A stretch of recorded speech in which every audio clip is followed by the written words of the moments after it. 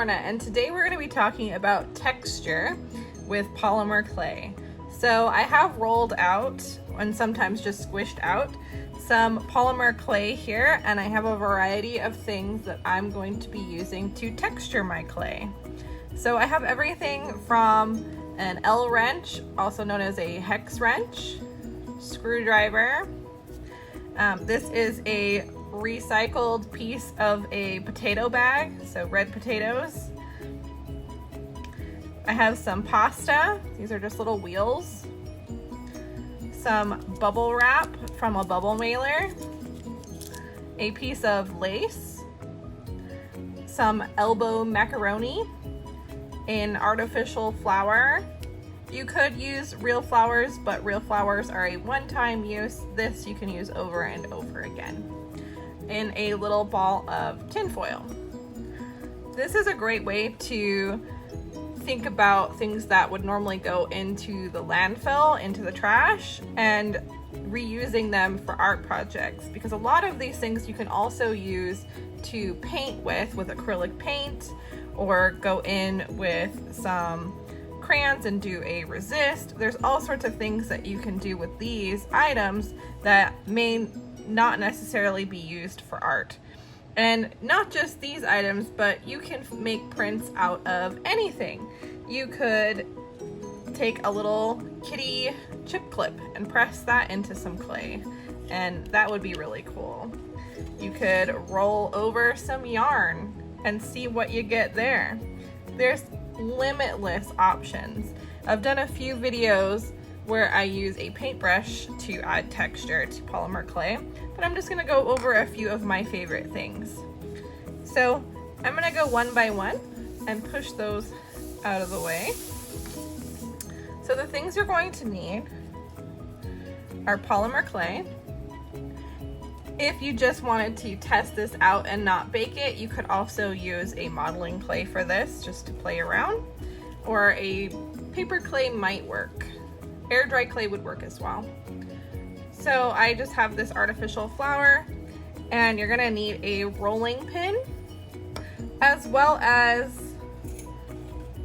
some tweezers. The tweezers are optional, but pulling some of these items out of the clay after you have rolled them in there can be a little bit tricky without them, especially if you're as graceful as I am.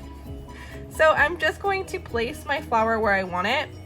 If you did a larger slab, or say one of the bowls, we do have a polymer bowl tutorial on our channel as well that this would work great for.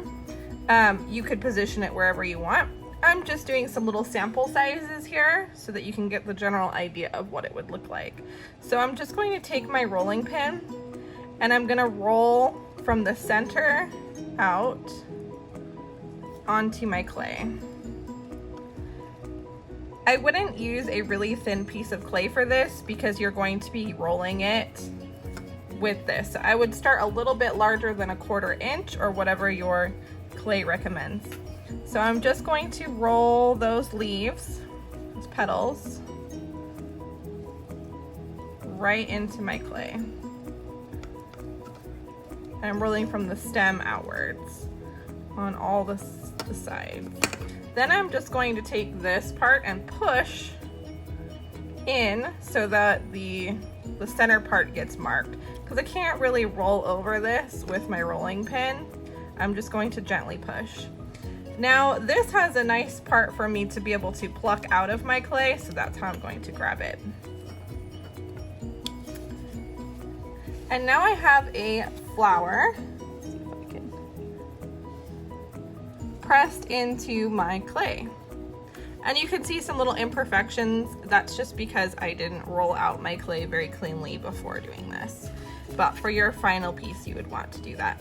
Now, this is a great technique if you're going to be using a luster dust or a mica powder, because you could just dust the tops, and then the indent that you have here would remain pink. So I could put like a black eyeshadow, even works for that. A black eyeshadow over top, and you would see those lines. Now this is a very subtle print. You could go harder. I'm gonna flip it over. Push down deeper and really roll that clay, and it will give you a deeper impression. So it depends on how deep and how distinct you want the mark to be. Maybe you want it to be subtle. Maybe I want to say that there's a flower here, and you can see it's really stuck in there. So I'm gonna need to pull out my petals one by one.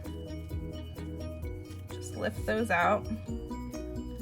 The tweezers are gonna help me get underneath without damaging my clay. If you were to do this with a real flower, I would suggest baking this with the flower right in it. Of course, it's going to be a one-time use and your flower will be no longer usable. But I would bake it with it in there, and then you can just wash the flower out with some water afterwards, or with leaves or whatever. You don't want to leave like a stick in there because the stick will get baked in.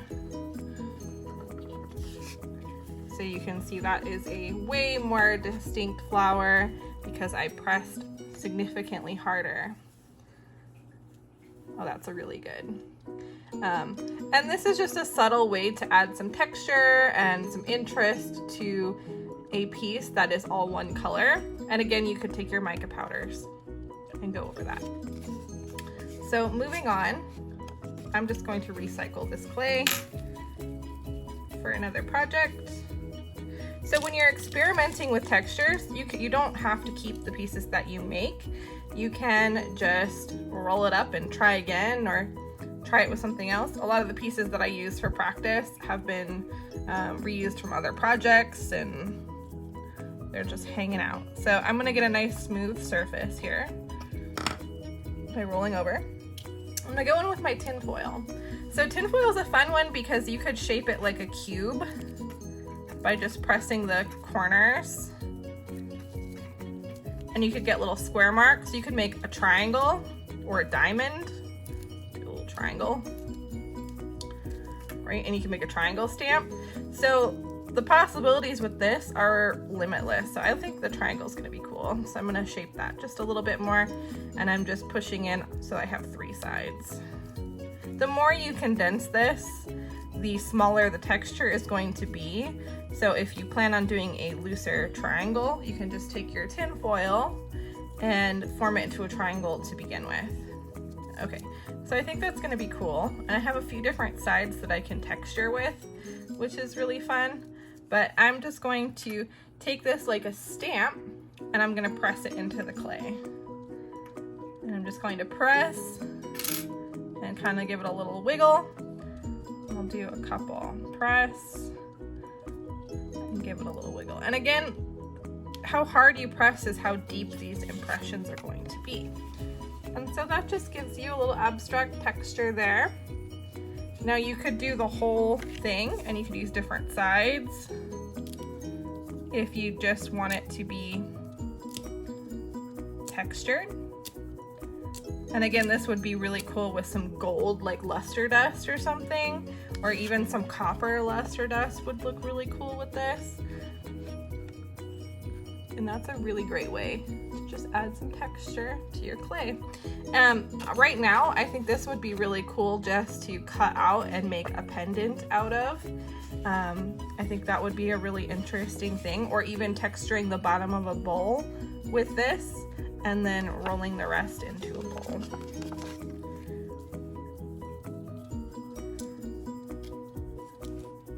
So next up, I have this lace. A lot of our students that work in the ceramics department might know what I'm about to do next. We do this with lace quite often. Doilies are a really great thing to hold on to for this. Just keep in mind that whatever you're using, if you're using lace or a doily, you don't want to use something that you're going to try and wear or reuse for another purpose.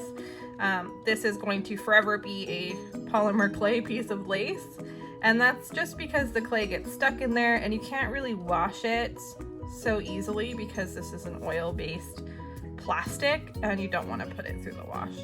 That goes for the same as using food utensils or anything that is meant for eating, like forks. If you use that fork for polymer, you definitely want to make sure that that fork remains only for polymer. I would label it because it can be kind of toxic, so you don't want to eat it. Same with your cookie sheet. You want to make sure that the baking sheet you're using, you only use for polymer. Okay, so I'm going to go ahead and put my lace on top of my slab.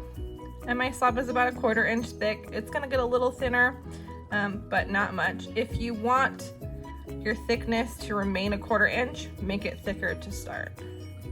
You could even start at 1/2 inch and just keep rolling until it's 1/4 inch. Most polymer clays like to be baked best at 1/4 inch. Okay, so I'm going to roll. And I'm putting medium pressure over my slab, and I'm gonna go in different directions here. And I'm just gonna keep rolling until I see the black starting to get sunk into my clay. And you can see there that the white is starting to come up because my lace is starting to disappear into the clay. That's what I want. This lace isn't the most interesting, it's just what I had on hand.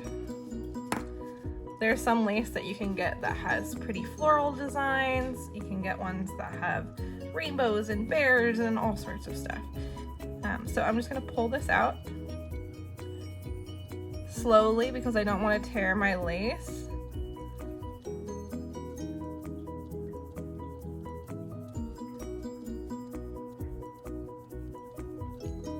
And like I said, you're gonna have a lot of polymer in your lace. If you want, this can be a one-time use, or you can clean this out very carefully, and most of the clay should come out. Okay, so this is a really fun one because it gives you a variety of textures. Like there's the flower there. This almost looks like some lizard scales. Just a bunch of different variants in there.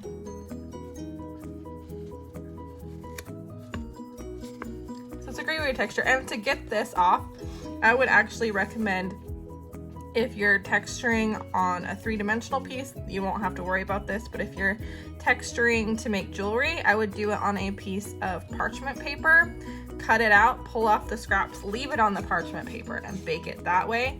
Then you can just pull the parchment paper off after it has baked. You could use a regular piece of paper if you don't have parchment paper, but you may have to dissolve the paper backing with water.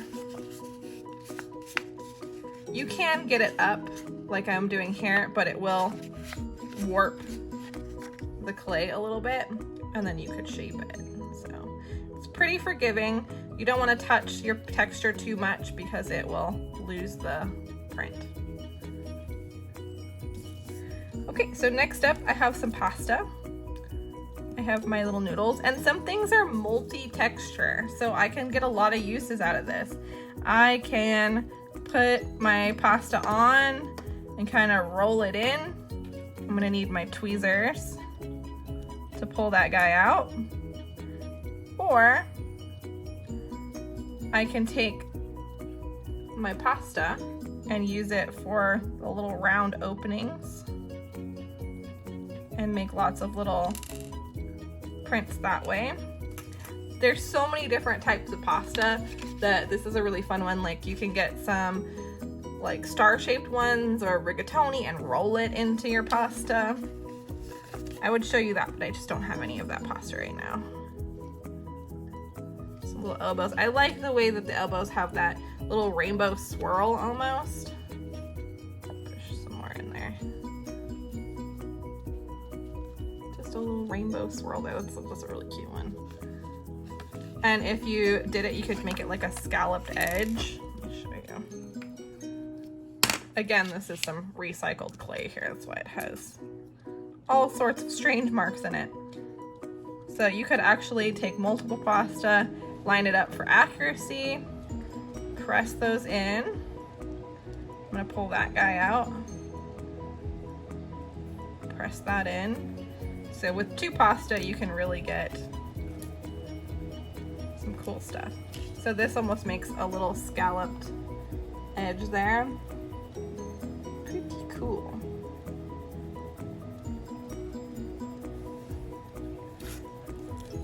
This one's really great because bubble wrap is like really horrible for the environment, and we have tons of it, and it comes with everything whether you want it or not. Every package you order, every bubble mailer, they all come with it. Some of them are biodegradable now, which is great, but some of them not so much. So using them for art, like a lot of mixed media pieces, these make really great texturing tools for acrylic paint, and they make really cool little backgrounds for art. So I'm just going to put this bubble side down. Some bubble wrap will have two sides. This one only has one side. So I'm gonna put it bubble side down, and I'm just going to roll.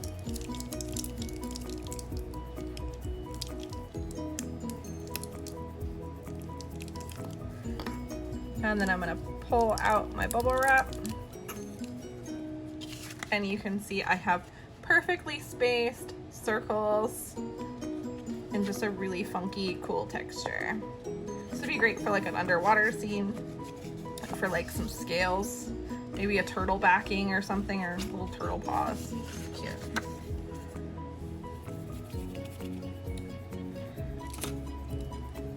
And next,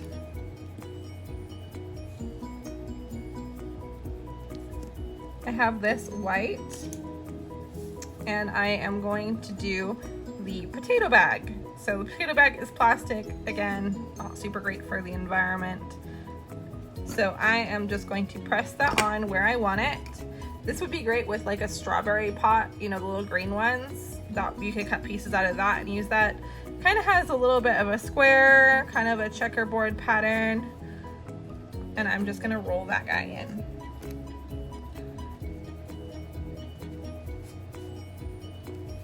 And I'm rolling this one pretty hard because I want the squares to be pretty deep in there.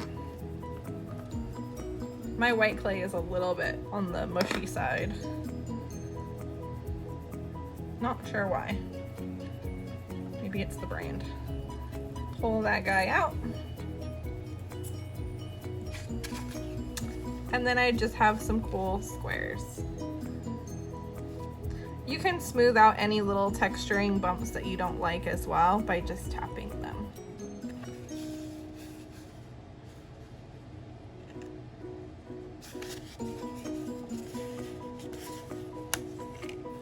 Saving the best for last. These are my favorite three that I have coming up here. So I have another pasta one. These are wheels. And these are another multi-use texturing tool. And again, you can just have like a sandwich bag or something with all of these little bits and bobs in there and keep it with your polymer clay. That's what I do. So I just have a piece of clay that's all rolled out. And you can, as you imagine, put your little wheels directly on there. And they look like flowers. They're so cool. I'm gonna do 3 little flowers. And you could combine these with other textures as well. You don't have to keep to just one. So there's those. I pressed in at different depths. So this one's pretty shallow, this is medium, and then this is pretty far in. So the amount of pressure that you're using will determine the look. I think I like the medium one the most. But it's a flower with little ridges around it. It's just so, I just love it so much. And then it also has this little ridge, like a rigatoni, and you can use that to make lines, like a border, by just rolling your pasta along. It looks like little tire treads, or maybe it's little grass. I think this combination of having the little flowers with this border is quite sweet. And then the next one, so I love IKEA. I go there all the time, and every time you buy something, you get an Allen wrench. You can also get these for a variety of other things as well. They sell them in sets for like $1.50 in varying sizes. They're just great tools in general, and they fit a hex bolt, which is why they have this shape. And then on the other end of this one, I actually have a screwdriver. So it's just a little Phillips screwdriver there. So you could use two tools, you know, if yours doesn't have this.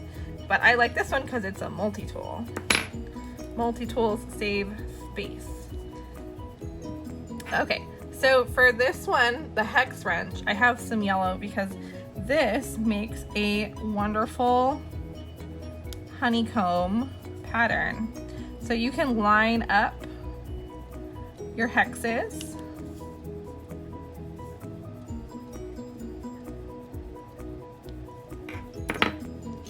And make a little honeycomb stamp. Now this would be really sweet, again, if you just made a little container and then just did a few of these, maybe made a little Sculpey bee for the side of it. That would be so stinking cute. This would also be a really nice fashion piece if I did this all in here, maybe put some gold luster on it. It could be a really nice pendant or earrings, maybe little bees with some of these honeycomb hanging off of them. Lots of ideas for that one. Now the other side, I just have some black. Oh, my white is super gooey. Okay, and use that side. This one makes little X's. I really like simple patterns, like the X's and the hex that we have here. It means it has 6 sides, because you can really add them together and make some cool patterns. So this almost looks like, I don't know, like leather with the black there with the little, it looks like it's tufted fabric or something. Make a little Sculpey couch or something would be really cute. Or a little stool for a dollhouse. Would be adorable too. So these are just a few of the items that you can use for texturing, and some of my favorites that I like to use for texturing. But I invite you to go around your house and look for things that you think will make cool textures. Try it out. Again, make sure that it's not something that's going to be damaged or something that is for food and you're going to have to clean it to reuse. So try and find things that are normally destined for the trash or the landfill, or things that we can recycle are really great options for this. But I've known people who use garlic presses and things like that because they're a more affordable option than the ones that you can buy in the store. So you go ahead and experiment, use things like pennies to make prints. That would be really cool. Different kinds of brushes, or a fork or a spoon. Just make sure that they're only Sculpey only. And if you do try out any of these, or if you find a really cool texture, go ahead and let me know, and I'd like to see it on our Instagram page at WA_mixed. And I'll give you a shout out as well if you share your artwork with me. So thank you for watching, and I hope that you enjoyed this tutorial. Have a wonderful day. Bye.